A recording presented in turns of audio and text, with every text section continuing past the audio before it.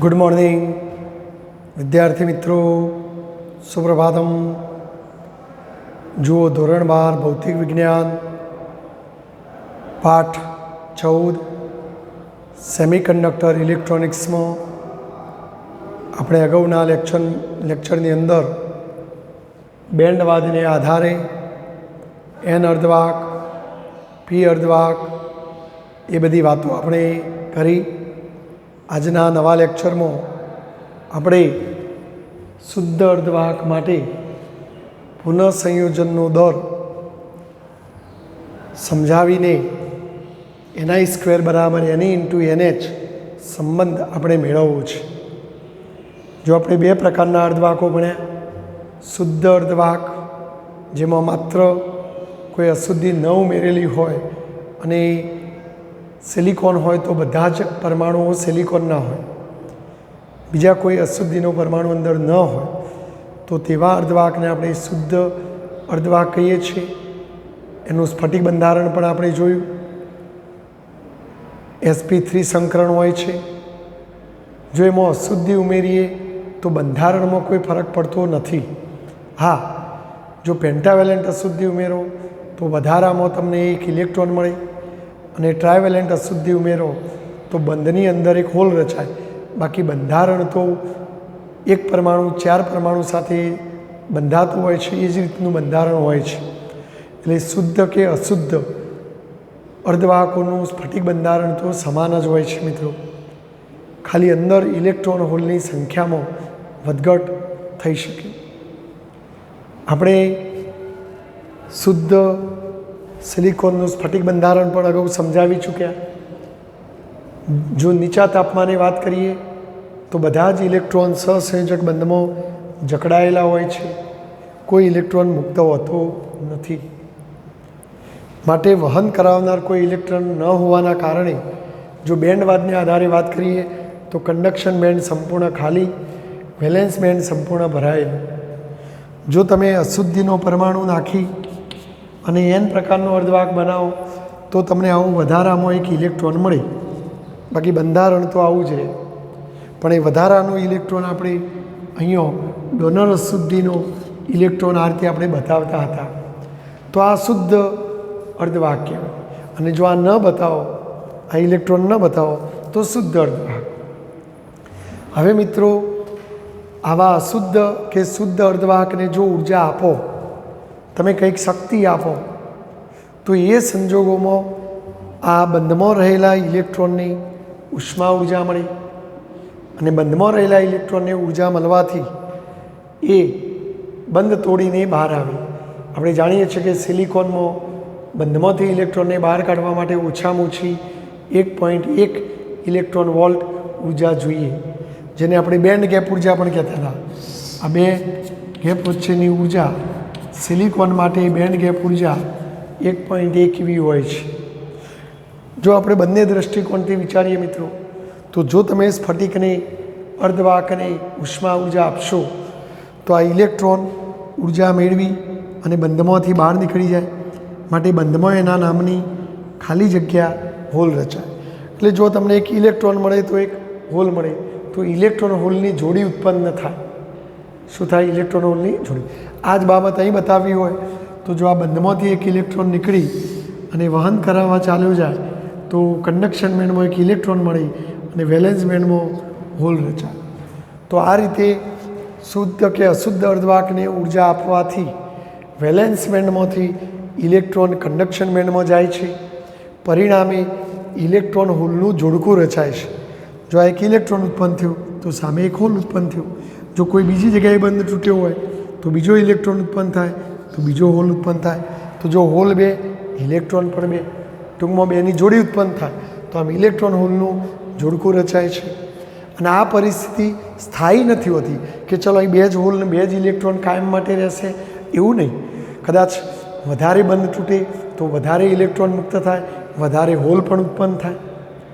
જો એ ઇલેક્ટ્રોન દોડીને જતું હોય તો કદાચ રસ્તામાં હોલ આવે તો એ હોલમાં બેસી જાય તો પાછું ઇલેક્ટ્રોન હોલનું પુનઃ મિલન થઈ જાય, સંયોજન થઈ જાય, તો પાછો જે હોલ વધારે હતો એ ઓછો થઈ જાય। એટલે આ કોઈ ફિક્સ પરિસ્થિતિ રહે નહીં। જેમ આપણે પૈસા કમાઈએ પણ ખરા, વાપરીએ પણ ખરા. કંઈ પૈસા કમાય એટલે બસ ઘરના ઘરમાં રહેતા નથી, સામે પક્ષે આપણે વાપરતા પણ રહીએ છીએ, એટલે કંઈ સ્થાયી રહેતું નથી. એમ આ પણ આવી જ વાત છે કે આ પરિસ્થિતિ સ્થાયી હોતી નથી. કેમ? તો અર્ધવાહક સ્ફટિકમાં તાપમાન અનુસાર બંધ તૂટવાની પ્રક્રિયા બની જાય, અને તાપમાન અને થર્મોડાયનેમિક્સના નિયમ અનુસાર ઇલેક્ટ્રોનને જો ઉષ્મા ઉર્જા મળે તો એ ગતિ કરે, તો એ ગતિ કરીને દોડીને જતો હોય તો રસ્તામાં હોલ આવે તો હોલમાં બેસી પણ જાય, તો પાછું હોલ બનેલો તો એ પૂરાઈ જાય, તો આટો એક ઇલેક્ટ્રોન અંદર પૂરાઈ ગયો એટલે એ શહીદ થઈ જાય. ટૂંકમાં ઇલેક્ટ્રોન હોલની એક સંખ્યા ઘટી પણ જાય. તો આ રીતે મિત્રો અર્ધવાહક સ્ફટિકમાં તાપમાન અને થર્મોડાયનેમિક્સના નિયમ અનુસાર ઇલેક્ટ્રોન હોલ વચ્ચે અથડામણ થવું. અહીં અથડામણ થવું એટલે દાખલા તરીકે ચાલો અહીં હું વાત કરું કે ચાલો આ જગ્યાએ બંધ તૂટ્યું તો બંધમાંથી ઇલેક્ટ્રોન બહાર નીકળ્યું, તો અહીંયા હોલ રચાયું. એટલે જો કુલ હોલ 1, 2 અને 3, હોલની સંખ્યા 3, તો સામે ઇલેક્ટ્રોનની સંખ્યા 3. પણ થર્મોડાયનેમિક્સના નિયમ અનુસાર આ ઇલેક્ટ્રોન જો ગતિ કરીને આમ જતો હોય તો રસ્તામાં આ ઇલેક્ટ્રોન આ હોલ સાથે અથડાય તો એ ઇલેક્ટ્રોન હોલમાં બેસી જાય તો હોલ પૂરાઈ જાય, તો હટાવી એક ઇલેક્ટ્રોને જતું તો હોલની સંખ્યા ઘટીને 3ના બદલે 2, તો આ પણ ઘટીને 2 થઈ જાય. તો આ પુનઃનિર્માણ સંયોજન થયું કહેવાય. તો આ રીતે કહે છે કે અથડામણો થતો હોલમાં ઇલેક્ટ્રોન પાછા આવી જતા હોય છે, અને આમ ઇલેક્ટ્રોન હોલના નિર્માણની ક્રિયાઓ એ થયા કરતી હોય છે, અને સામે પક્ષે એમના પુનઃ સંયોજનની પ્રક્રિયાઓ પણ એકસાથે અંદર થયા કરતી હોય છે.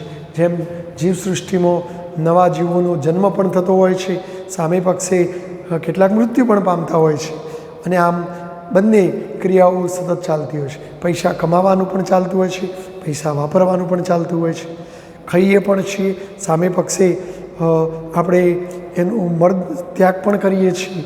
ટૂંકમાં આવું કુદરતના નિયમ પ્રમાણે બંને ક્રિયાઓ ચાલતી હોય. તો આમ અહીંયા પણ એવું થયા કરશે. ઇલેક્ટ્રોન હોલના નિર્માણની પ્રક્રિયા એટલે આમ ઇલેક્ટ્રોન હોલના નિર્માણની પ્રક્રિયા અને સામે પક્ષે એમના પુનઃ સંયોજનની પ્રક્રિયાઓ એકસાથે થતી હોય છે. જો સમતોલનમાં આપણે વાત કરીએ તો ઉષ્મીય સમતોલનમાં હું સમતોલન બોલું તો જેટલું નિર્માણ થાય એટલું જ સંયોજન થાય. તો ઇલેક્ટ્રોન હોલ ઉત્પન્ન થવાનો દર અને ઇલેક્ટ્રોન હોલના પુનઃ સંયોજનનો દર આપણે સમાન લઈ શકીએ, કારણ કે સમતોલન એટલે બેલેન્સ. બરાબર. તો હવે મિત્રો આ ઇલેક્ટ્રોન હોલનું સંયોજન થવાની સંભાવના કોના ઉપર આધારિત છે? તો જેટલા હોલ વધુ, જેટલા ઇલેક્ટ્રોન વધુ એટલું સંયોજન થવાના ચાન્સ પણ વધુ. જો આપણા અર્ધવાહકની અંદર 50 જગ્યાએ હોલ હોય અને ઘણા બધા ઇલેક્ટ્રોન હોય તો સ્વાભાવિક છે કે ઇલેક્ટ્રોન દોડીને જતા હોય તો રસ્તામાં હોલ ક્યાંકના ક્યાંક તો મળી જ જવાનું, તો એનું સંયોજન થાય. પણ જો આખા આવડા મોટા સ્ફટિકમાં 1-2 જ હોલ હોય તો પછી અહીંથી ઇલેક્ટ્રોન નીકળીને આમ જતો હોય, અહીંથી ઇલેક્ટ્રોન નીકળીને આમ જતો હોય તો કદાચ વચ્ચે એમનો કોન્ટેક્ટ ન પણ થાય, મિલન ન પણ થાય. પણ જો હોલની સંખ્યા વધુ હોય, ઇલેક્ટ્રોનની સંખ્યા વધુ હોય તો આ સંયોજનના ચાન્સ પણ વધી જાય. તો આમ ઇલેક્ટ્રોન હોલના પુનઃ સંયોજનનો દર એકમ સમયમાં કેટલું સંયોજન થશે એનો આધાર ઇલેક્ટ્રોનની સંખ્યા ઘનતા અને હોલની સંખ્યા ઘનતા ઉપર રહેલો છે. એટલે આપણે લખીશું કે ભાઈ પુનઃ સંયોજનનો દર એ એની અને NH ના સમપ્રમાણમાં હોય છે. જો આ સંખ્યાઓ વધુ હશે તો સંયોજન થવાના ચાન્સ પણ વધુ. બરાબર. ચલ દૂર કરતો આપણે અચળાંક મૂકીશું. તો ચલ દૂર કરતો અચળાંક R મૂકવામાં આવે છે. R એ સપ્રમાણતાનું અચળાંક છે જેને પુનઃ સંયોજન ગુણાંક કહેવામાં આવશે. બરાબર. પુનઃ સંયોજન ગુણાંક આરને કયા નામથી આપણે ઓળખીશું મિત્રો? પુનઃ સંયોજન ગુણાંકના નામે ઓળખવામાં આવે છે.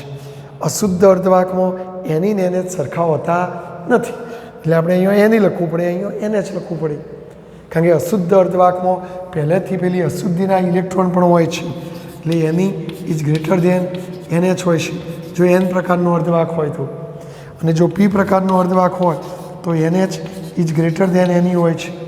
એટલે આપણે બે સરખું ન લઈ શકીએ તો જુદું જુદું લખવું પડે. સમીકરણ નંબર 1. બરાબર. જો એની અને NH એ શું છે? તો એની એ એકમ કદમાં ઇલેક્ટ્રોનની સંખ્યા જેને કહેવાય સંખ્યા ઘનતા, અને NH એટલે એકમ કદમાં હોલની સંખ્યા. બીજા શબ્દોમાં સંખ્યા ઘનતા. તો આમ એની અને એને છે ઇલેક્ટ્રોન અને હોલની સંખ્યા ઘનતા છે. પણ જો તમે આ જ સૂત્ર શુદ્ધ અર્ધવાહકને લાગુ પાડો મિત્રો, તો શુદ્ધ એટલે કે શુદ્ધ અર્ધવાહકનું બીજું નામ અંતર્ગત અર્ધવાહક. તો અંતર્ગત અર્ધવાહક માટે એની અને એને જ સરખા હોય છે, જેને આપણે બંનેની એનઆઈ કહીએ છીએ, ઇન્ટ્રિન્સિક વિદ્યુતભાર વાહકો. આપણે અગાઉ એક પ્રશ્નમાં કીધું હતું કે એનઆઈને ઇન્ટ્રિન્સિક વિદ્યુતભાર વાહકો કહેવાય. અહીં વાહકતામાં રસ લેતા વીજભારિત કણો એવું આપણે કહીશું.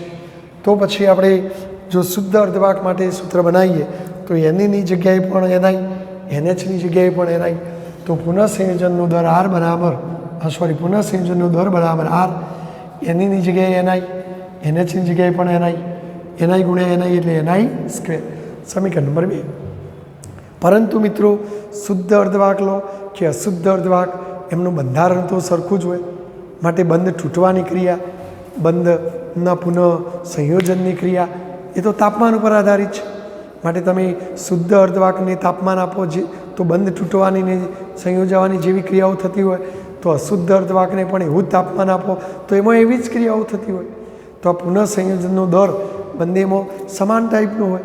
તો આમ શુદ્ધ અને અશુદ્ધ બંને અર્ધવાહક માટે પુનઃ સંયોજનનો દર સમાન જ હોય છે. માટે આપણે ઉષ્મીય સમતુલનમાં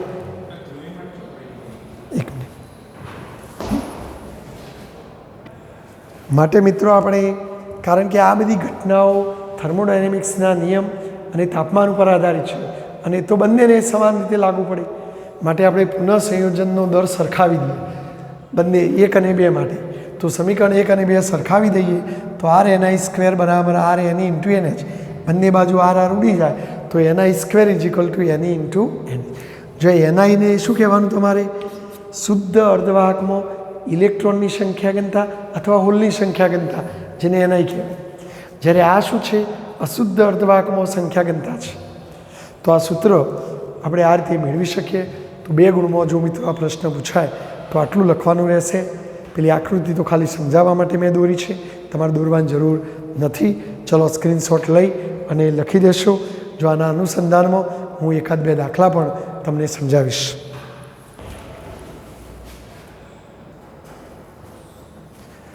જો મિત્રો હાલ જ જે પ્રશ્ન ભણ્યા એના અનુસંધાનમાં દાખલો છે. હું 14.1 નંબરનો દાખલો હમણાં પછી લઉં, પહેલાં આ દાખલો જોઈ લઈએ. ધારો કે શુદ્ધ સિલિકોન સ્ફટિકમાં 5 × 10⁻28 પરમાણુ પર મીટર ઘન. મીટર ઘન એ કોનો એકમ છે મિત્રો? કદનો. આટલા પરમાણુ પર મીટર ઘન કદમાં, એટલે આવું કહી શકાય કે 1 એકમ કદમાં પરમાણુની સંખ્યા કેટલી? તો 5 × 10⁻28. તો આમ તમારા શુદ્ધ સિલિકોન, ધારો કે આ એક સિલિકોનનો ટુકડો છે, તો આની અંદર 1 એકમ કદનો આ ટુકડો છે. તો આ 1 એકમ કદના ટુકડામાં આટલા પરમાણુ છે મિત્રો. આ શુદ્ધ સિલિકોન સ્ફટિક છે, પરંતુ તેને 1 ppm ઘનતા સાથે આર્સેનિક વડે ડોપ કરવામાં આવે છે. એનો કહેવાનો મતલબ કે અંદર આર્સેનિકની અશુદ્ધિ ઉમેરવાની છે. હવે આર્સેનિકની અશુદ્ધિ કેટલી ઉમેરવાની છે? તો જો અહીં 1 ppm, 1 ppm નો મતલબ શું? 1 પાર્ટ પર મિલિયન. મિલિયન એટલે 10 લાખ. 10 લાખે 1 એટલે કે 10⁶ પરમાણુ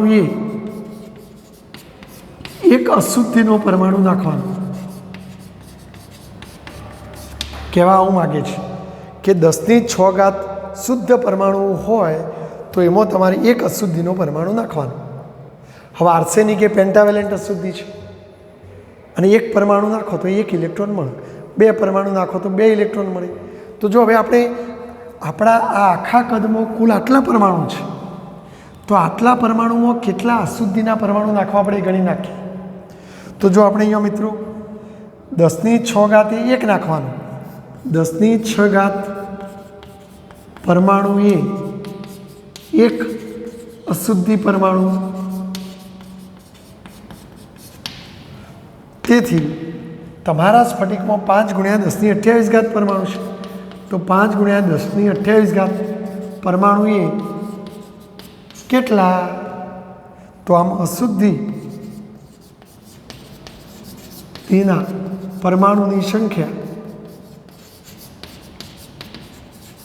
બરાબર 83 મૂક્યા 10⁶ 1 તો આટલા એ કેટલા? તો આટલા ગુણ્યા 1 ભાગ્યા આટલા, તો 5 ગુણ્યા 10⁻28 ગુણ્યા 1 અપોન 10⁶. સાદુરૂપ આપો તો 5 ગુણ્યા 10⁻22.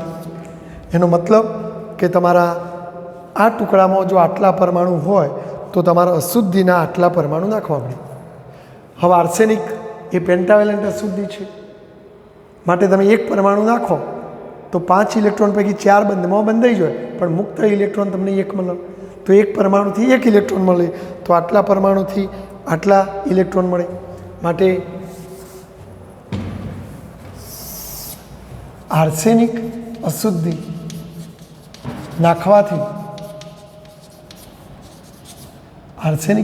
નાખવાથી n પ્રકારનો અર્ધવાહક બનશે. અહીં એની બરાબર, તો ચલો અશુદ્ધિ દ્વારા મળેલા ઇલેક્ટ્રોનની સંખ્યા કેટલી? તો આટલા ડોનર અશુદ્ધિના પરમાણુ નાખવા પડે. તો જેટલા ડોનર પરમાણુઓ નાખો, તો જો આને આપણે અશુદ્ધિના પરમાણુની સંખ્યા, જેને ડોનર પરમાણુ પણ કહી શકીએ ND, અને ND જેટલી હોય બરાબર, તો NDની કિંમત 5 ગુણ્યા 10⁻22, માટે એટલા જ ઇલેક્ટ્રોનની સંખ્યા થશે મિત્રો. તો આમ આર્સેનિક અશુદ્ધિ નાખવાથી n પ્રકારનો અર્ધવાહક બને, અને n પ્રકારના અર્ધવાહકમાં જેટલા ડોનર પરમાણુ નાખશો એટલા ઇલેક્ટ્રોન મળશે. તો ચલો આ ઇલેક્ટ્રોનની સંખ્યા આપણને મળી ગઈ. જો અહીંયા NIની કિંમત રકમમાં આપી દીધી છે, તો હવે આપણે પેલું સૂત્ર વાપરીએ. હવે ni² = Ne × NH પરથી NHની સૂત્ર કરતા બનાવો, તો ni² Ne, બોલો NIની કિંમત 1.5 ગુણ્યા 10⁻16 છેદમાં NEની કિંમત 5 ગુણ્યા 10⁻22, બોલો 1.5 વર્ગ 2.25 ગુણ્યા 10⁻16 32 છેદમાં 5 ગુણ્યા 10⁻22. માટે જો સાદુરૂપ આપીએ તો 0.5 5 25 0.45 ગુણ્યા 10⁻10. તો આ કોની સંખ્યા આવી મિત્રો? હોલની સંખ્યા આવી. તો આપણને પ્રશ્ન પૂછ્યો કે ઇલેક્ટ્રોન અને હોલની સંખ્યા ગણતા ગણો, તો આ ઇલેક્ટ્રોનની સંખ્યા ગણતા, હોલની સંખ્યા ગણતા જો દશવત ચિહ્ન આગળ ખસેડવું હોય તો 4.5 ગુણ્યા 10⁹ બરાબર છે. તો આ તમારો જવાબ છે મિત્રો. ઓકે, તો આટલા પર મીટર ઘન, જો તમારે એકમ લખવું હોય તો આટલા પર મીટર ઘન. તો એકમ કદમાં આટલા તમારા સ્ફટિકમાં છે, એટલે કુલ આટલા ઇલેક્ટ્રોન ને આટલા હોલ હશે. બોલો ઓકે. તો આ રીતે આપણે આ એક્ઝામ્પલ ગણી શકીએ. અઘરો છે ને મિત્રો, સહેલો જ દાખલો છે. જો મિત્રો આ સ્ફટિક પર મીટર ઘન કદનો જ છે, એટલે તમારે એકમ લખો તો વધો નથી. પર મીટર ઘન એટલે મીટર⁻³ બરાબર છે, મીટર⁻³ કારણ કે આ એકમ કદમાં જ આટલા પરમાણુ છે, એટલે એકમ કદ દીઠ આ ઇલેક્ટ્રોન કે હોલની સંખ્યા આપણને મળી. જો મિત્રો આ એક વધારાના સ્વાધ્યાયનો દાખલો છે.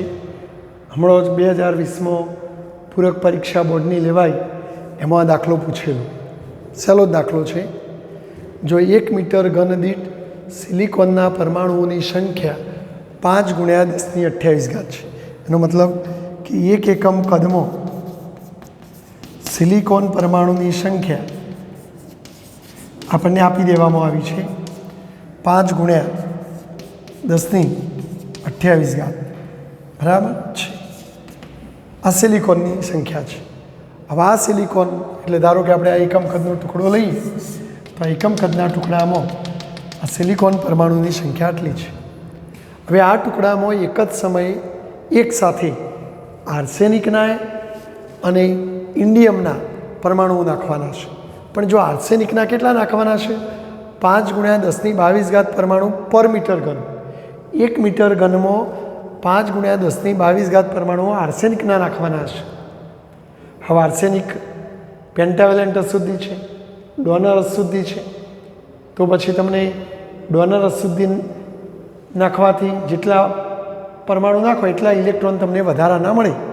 તો જો આપણે 1 ઘન મીટર દીઠ અથવા 1 એકમ કદમાં આર્સેનિક ના પરમાણુની સંખ્યા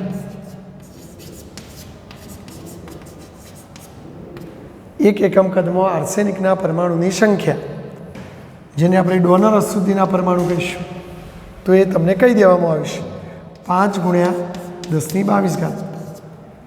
હવે જો તમે આટલા પરમાણુ નાખો તો આર્સેનિક પાસેથી એક મુક્ત ઇલેક્ટ્રોન મળે, કારણ કે 4 તો બંધમાં બંધાઈ જાય, એક વધે, એક પરમાણુમાં એક વધે, તો આટલા પરમાણુમાં આટલા ઇલેક્ટ્રોન મળે. તો આ તમને ઇલેક્ટ્રોનની સંખ્યા બતાવશે કે તમે આ શુદ્ધ સ્ફટિકમાં જો આટલા આર્સેનિક પરમાણુ નાખો તો આ સ્ફટિકની અંદર આટલા ઇલેક્ટ્રોન તમને પ્રાપ્ત થાય. ચલો, એ જ રીતે ઇન્ડિયમ 5 × 1022 પરમાણુ પર મીટર ઘન. તો જો 1 એકમ કદમાં ઇન્ડિયમ જે એક્સેપ્ટર અશુદ્ધિ કહેવાય, એક્સેપ્ટર અશુદ્ધિ પેલી ડોનર છે. તો ઇન્ડિયમ પરમાણુની સંખ્યા, તો ઇન્ડિયમના કેટલા પરમાણુ નાખવાના છે? તો એક્સેપ્ટર અશુદ્ધિના 5 × 1022 આટલા પરમાણુ નાખવાના છે. જો એ 1022 અને 20 તો ઘાતો સરખી કરવી હોય તો આપણે એક કામ કરીએ, 0.05 લખીએ તો એ 1022 લખાય. તો તમારે ઇન્ડિયમના આટલા પરમાણુ નાખવાના. હવે તમે જાણો છો કે ઇન્ડિયમ એ ટ્રાયવેલેન્ટ અશુદ્ધિ છે. જો એ તમે નાખશો તો 3 બંધ બનશે, પણ એક બંધ ખાલી રહે, અને બંધ ખાલી રહેવાથી શું રચાય? એક હોલ. તો એક પરમાણુ નાખવાથી એક હોલ રચાય, તો આટલા પરમાણુ નાખવાથી આટલો હોલ રચાય. તો જો તમે બંને પ્રકારની અશુદ્ધિ નાખી તો જેટલો હોલ એટલા જ ઇલેક્ટ્રોન નથી રહેતા, ઇલેક્ટ્રોન વધારે છે ને હોલ ઓછા છે. તો એ બંને પરિણામી આપણે ચેક કરીએ. જો આટલા ઇલેક્ટ્રોનના આટલા હોલ હોય, દાખલા તરીકે 10 ઇલેક્ટ્રોન હોય, 8 હોલ હોય, તો એ 10 ઇલેક્ટ્રોન નાખવાથી 8 હોલ પૂરી જતો, તો એ ચોખ્ખા કેટલા ઇલેક્ટ્રોન વધે? 2 ઇલેક્ટ્રોન. તો આપણે અશુદ્ધિ નાખવાથી એકમ કદ દીઠ ઇલેક્ટ્રોનની સંખ્યા કેટલી મળશે એ આપણે ગણી કાઢીએ. આમ અશુદ્ધિ નાખવાથી એકમ કદ દીઠ મળતા ઇલેક્ટ્રોનની સંખ્યા એની કેટલી હોય? તો જો કુલ આટલા ઇલેક્ટ્રોન હતા એમાંથી આટલા હોલ પૂરાઈ જોઈએ તો આપણે ND ઓછા NA કરવાનું. જેમ હમણાં હું કહું કે 10 ઇલેક્ટ્રોનના 8 હોલ, તો એ 10 ઇલેક્ટ્રોનના 8 હોલ સાથે હોય તો 8 હોલ પૂરાઈ જોઈએ, તો 2 જ ઇલેક્ટ્રોન વધ્યું, તો ચોખ્ખા ઇલેક્ટ્રોન 2 જ મળે. તો આપણે એ રીતે NE બરાબર ND - NA. તો ચલો, NDની કિંમત 5 × 1022, NAની કિંમત 0.05 × 1022. જો 1022 સામાન્ય નીકળે તો 5 ઓછા 0.05 × 1022, આની બાદ બાકી કરો તો 4.95 × 1022. તો આ રીતે તમને આટલા ઇલેક્ટ્રોન મળશે મિત્રો. તો આમ આ બંને પ્રકારની અશુદ્ધિ નાખો તો ચોખ્ખા આપણે આટલા ઇલેક્ટ્રોન મળે. ચલો, હવે Niની કિંમત આપી દીધેલી છે તો NH શોધી શકાય. તો જો હવે Ni² = Na × NH પરથી NH = Ni² Ne. બોલો, Niની કિંમત 1.5 × 1016 નો વર્ગ અને NAની કિંમત 4.95 × 1022. ચલો, 1.5 નો વર્ગ 2.25 અને 1016 × 32, 4.95 × 1022. કેલ્ક્યુલેટરથી સાદુરૂપ આપો તો લગભગ એપ્રોક્સિમેટલી 0.45 ગુણ્યા 10⁻10 અથવા 4.5 ગુણ્યા 10⁹ આ હોલની સંખ્યા આવી મિત્રો. હવે તમે જોઈ શકો છો કે ઇલેક્ટ્રોનની સંખ્યામાં 10⁻22 છે અને હોલની સંખ્યામાં 10⁹ તો કોણ વધારે છે? ઇલેક્ટ્રોન. તો અહીં Ne is very very greater than NH થશે. Neની સંખ્યા ખૂબ મોટી, NHની સંખ્યા ઓછી. તો બોલો હવે Ne is very very greater than NH હોય તો આ કયા પ્રકારનો અર્ધવાહક કહેવાય? N પ્રકારનો. જો હોલની સંખ્યા વધુ હોય તો P પ્રકારનો, અને બંને સરખું હોય તો શુદ્ધ અર્ધવાહક. તો અહીં Ne is greater than NH હોવાથી આપેલ અર્ધવાહક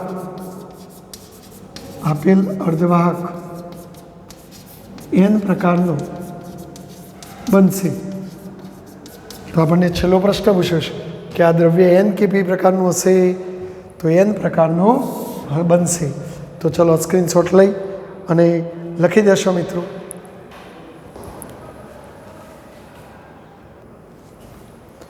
જો મિત્રો આ 14.1 નંબરનો દાખલો, કાર્બન, સિલિકોન અને જર્મેનિયમ આ ત્રણેય એક જ સમાન લેટિસ બંધારણ ધરાવે છે, કારણ કે આ ત્રણેય તત્વો એક જ સમૂહના તત્વો છે. તમે જાણો છો મિત્રો, જો અહીં હું કાર્બનની વાત કરું, કાર્બન C, બોલો એનો પરમાણુ ક્રમાંક તમને ખબર છે?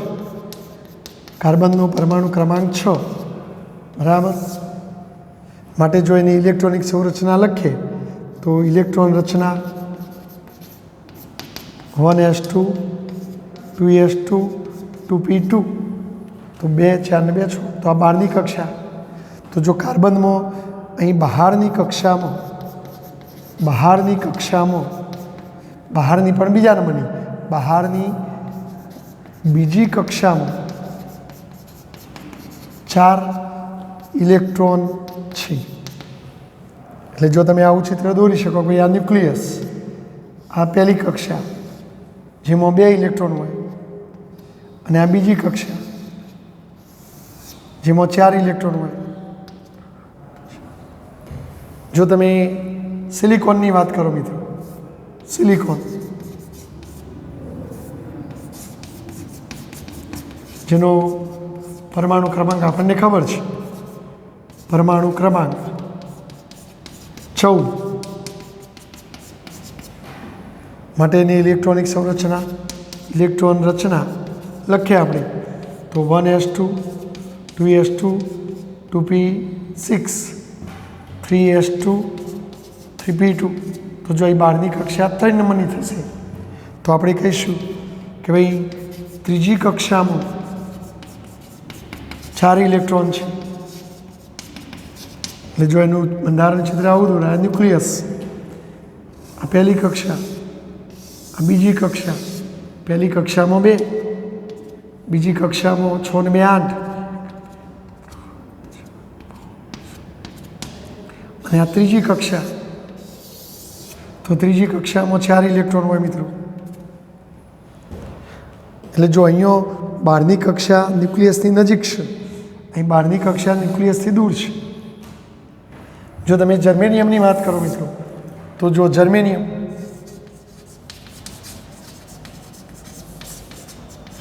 જેનો પરમાણુ ક્રમાંક 32,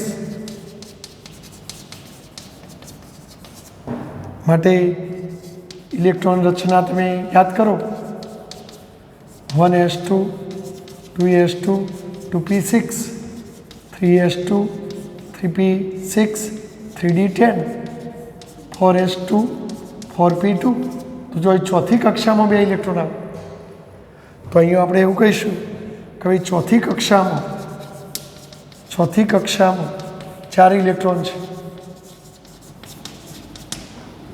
અને ચોથી કક્ષા ન્યુક્લિયસથી ઘણી દૂર હોય. જો આપણે બતાવીએ કે ભાઈ આ ન્યુક્લિયસ, આ પહેલી કક્ષા જેમાં 2 ઇલેક્ટ્રોન હોય, બીજી કક્ષા જેમાં 8 ઇલેક્ટ્રોન હોય, બતાવતો નથી, ત્રીજી કક્ષા જેમાં 10 6 18 ઇલેક્ટ્રોન હોય, અને આ ચોથી કક્ષા. તો ચોથી કક્ષામાં 4 ઇલેક્ટ્રોન હોય મિત્રો. તો જો એ ન્યુક્લિયસથી ઘણા દૂર છે, અહીં જો આમાં ન્યુક્લિયસની નજીક, ન્યુક્લિયસથી થોડા દૂર, અહીં ન્યુક્લિયસથી વધારે દૂર. પરિણામે આપણે આવું કહી શકીએ કે પરમાણુમાંથી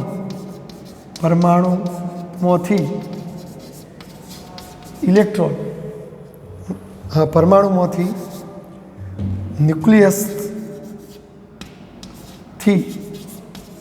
દૂરની, એટલે કે પરમાણુમાં ન્યુક્લિયસથી દૂરની કક્ષાના ઇલેક્ટ્રોનને દૂર કરવા ઓછી ઉર્જાની,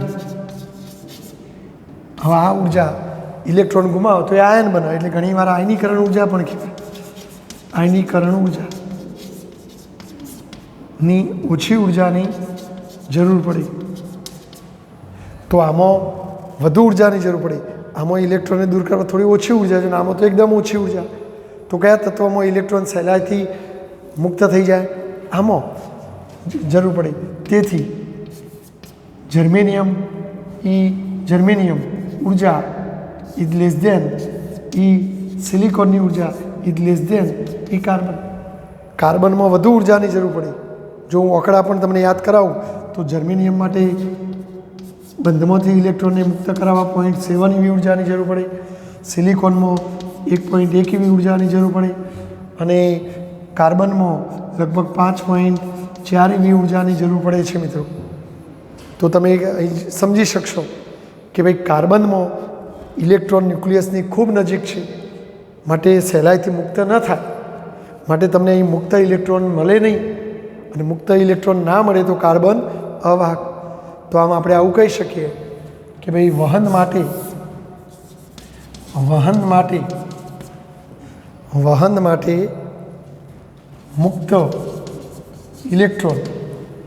માટે મુક્ત ઇલેક્ટ્રોનની સંખ્યા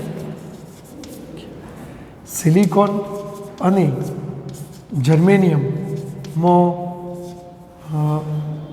સહેલાઈથી મળશે, જ્યારે કાર્બનમાં ઇલેક્ટ્રોન સહેલાઈથી મુક્ત ન થાય. તેથી કાર્બન અવાહક છે, જ્યારે સિલિકોન અને જર્મેનિયમ સુવાહક છે, અર્ધવાહક છે. મારી વાત સમજ્યા મિત્રો? કારણ કે દૂરવાળાને સહેલાઈથી મુક્ત કરી શકે, એટલે આ બે તત્વોમાં ઇલેક્ટ્રોન સહેલાઈથી મુક્ત થઈ જાય, અને મુક્ત થઈ જાય તો એ વિદ્યુતના વહનમાં ભાગ ભજવે, તો એ સુવાહકનું કામ કરે. પણ એ માટે બંધ તોડીને બહાર કાઢવાના છે. એટલે ધાતુઓ જેટલા સુવાહક ના હોય એટલે અર્ધવાહક કહેવાય, જ્યારે કાર્બનમાં ઇલેક્ટ્રોન સહેલાઈથી મુક્ત થતા નથી, માટે કાર્બન અવાહક છે. એટલે તમે આકૃતિ દોરો તો જલ્દી સમજણ પડે. બાકી તમે આકૃતિ ના દોરો આવું લખો તો એ ચાલે કે ભાઈ કાર્બનમાં 12ની બીજી કક્ષામાં 4 ઇલેક્ટ્રોન હોય છે, સિલિકોનમાં 3જી કક્ષામાં 4 ઇલેક્ટ્રોન હોય છે, જર્મેનિયમમાં 4થી કક્ષામાં 4 ઇલેક્ટ્રોન હોય છે. અને આમ કાર્બનની અંદર ઇલેક્ટ્રોન નજીકની કક્ષામાં છે, માટે ન્યુક્લિયસના બંધનમાંથી છોડાવવા માટે ત્યાં વધુ ઉર્જા જોઈએ, જ્યારે આ બેમાં ઇલેક્ટ્રોન ન્યુક્લિયસથી થોડા દૂર હોવાથી ઓછી ઉર્જાથી પણ એ મુક્ત થઈ જાય છે, માટે સુવાહક બની શકે, માટે અર્ધવાહકની જેમ વર્તે છે. જ્યારે કાર્બનમાં ઇલેક્ટ્રોન સહેલાઈથી મુક્ત થતા નથી, એટલે અવાહકની જેમ વર્તે છે. એટલે જો તમારે આ વાક્ય પછી આ બતાવવાનું કે પરમાણુમાં ન્યુક્લિયસથી દૂરની કક્ષાનું જો ઇલેક્ટ્રોન હોય તો એને દૂર કરવા ઓછી ઉર્જાની જરૂર પડે, માટે જર્મેનિયમમાં સિલિકોનમાં ઓછી ઉર્જાની જરૂર પડે છે, કાર્બનમાં વધુ ઉર્જાની જરૂર પડે છે. માટે વહન માટે મુક્ત ઇલેક્ટ્રોનની સંખ્યા આ બેમાં સહેલાઈથી મળશે, જ્યારે કાર્બનમાં સહેલાઈથી નહીં મળે, માટે કાર્બન અવાહક ને પહેલાં બે અર્ધવાહક. બોલો, ખ્યાલ આવી ગયો? તો આ પણ તમે સમજી શકો એવી વાત છે મિત્રો. જો મિત્રો પાઠ પુસ્તકમાં સ્વાધ્યાયમાં આ 3 OMR આપેલો છે, એમાં 14.1 નંબરનું OMR સહેલું છે. N પ્રકારના સિલિકોન માટે જો તમારે N પ્રકારનો અર્ધવાહક બનાવવાનો છે તો આપણે થિયરી બનાવી. બોલો, N પ્રકારનો અર્ધવાહક બનાવવો હોય તો ડોપન્ટ અશુદ્ધિ તરીકે કોણ આવે મિત્રો? યાદ કરો, પેન્ટાવેલેન્ટ અશુદ્ધિ આવે, બરાબર છે. અને હવે ડોપન્ટ તરીકે પેન્ટાવેલેન્ટ અશુદ્ધિ નાખવી જોઈએ, ખ્યાલ આવી ગયો. અને મેજોરિટીમાં કોણ મળે? તો એનમાં મેજોરિટીમાં ઇલેક્ટ્રોન હોય, તો મેજોરિટીમાં ઇલેક્ટ્રોન અને માઇનોરિટીમાં હોલ હોય, માઇનોરિટી હોલ હોય. આ એમની વાત છે. પછી આપણે પી પ્રકારનો અર્ધવાહક બનાવેલો, તો એમાં ડોપન્ટ તરીકે ટ્રાયવેલેન્ટ, ડોપન્ટ તરીકે કઈ અશુદ્ધિ આવી? ટ્રાયવેલેન્ટ અશુદ્ધિ આપણે નાખતા હતા. મેજોરિટીમાં પીમાં કોણ આવે? મેજોરિટીમાં હોલ આવે, અને માઇનોરિટીમાં કોણ આવે મિત્રો? ઇલેક્ટ્રોન આવે. તો જો હવે આપણે જવાબ આપવાનો છે. એન પ્રકારના સિલિકોન માટે નીચેનામાંથી કયું વિધાન સાચું? તો ઇલેક્ટ્રોન મેજોરિટી, તો એ વાત સાચી, પણ ટ્રાયવેલેન્ટ પરમાણુ ડોપન્ટ, તો આ અડધું વાક્ય ખોટું છે. ઇલેક્ટ્રોન માઇનોરિટીમાં, તો આ શરૂઆતનું જ ખોટું છે. પેન્ટાવેલેન્ટ ડોપન્ટ, તો એ સાચું, આ અડધો ભાગ સાચો, અડધો ખોટો. હોલ માઇનોરિટીમાં અને પેન્ટાવેલેન્ટ પરમાણુ ડોપન્ટ, તો સાચું જો હોલ માઇનોરિટીમાં હોય અને પેન્ટાવેલેન્ટ ડોપન્ટ. એટલે આપણો જવાબ કયો આવશે? આ જવાબ આવશે મિત્રો. બોલો, સમજી ગયા? સી જવાબ આવશે. તો આ પહેલા પ્રશ્નમાં જવાબ સી આવશે. ચલો, તમને બીજો પ્રશ્ન પૂછ્યો છે કે એનના બદલે પી લખેલું છે. તો બોલો, પી પ્રકારના સિલિકોન માટે નીચેનામાંથી કયું વિધાન સાચું? તો જો પી પ્રકારમાં ડોપન્ટમાં ટ્રાયવેલેન્ટ આવે, મેજોરિટીમાં હોલ અને માઇનોરિટીમાં ઇલેક્ટ્રોન આવે.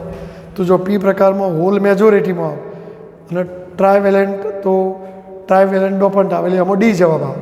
તો આમાં જવાબ કયો આવશે? ડી. બોલો, ખ્યાલ આવ્યો? એટલે પહેલામાં સી આવશે અને બીજામાં ડી આવશે. ચલો, હવે ત્રીજું હોય એમાં જુઓ. કાર્બન, સિલિકોન, જર્મેનિયમ દરેકની 4 વેલેન્સ ઇલેક્ટ્રોન છે. તેમને અનુક્રમે ઇજી કે carbon, EG silicon, EG germanium જેવા ઉર્જા બેન્ડ ગેપ વડે છૂટા પાડતા વેલેન્સ બેન્ડ અને કન્ડક્શન બેન્ડ વડે દર્શાવેલા છે. બરાબર. તો કયું વિધાન સાચું? તો જો, તો આમાં તમને ખબર છે, મેં હમણાં જ કીધું હતું કે ભાઈ જર્મેનિયમમાં ઇલેક્ટ્રોનને વેલેન્સ બેન્ડમાંથી કન્ડક્શન બેન્ડમાં લઈ જવો હોય તો જર્મેનિયમ માટે આ ઉર્જા 0.7 હોય છે. બરાબર.